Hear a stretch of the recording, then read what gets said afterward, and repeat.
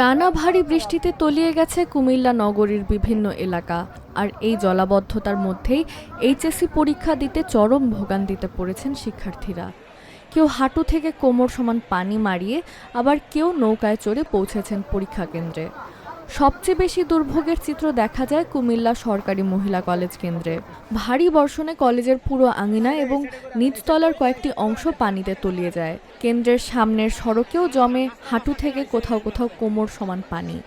শিক্ষার্থীরা জানান, ভেজা কাপড়েই পরীক্ষা দিতে হয়েছে অনেককে। কেউ কেউ পানিতে পড়ে গিয়েছেন বলেও অভিযোগ করেন।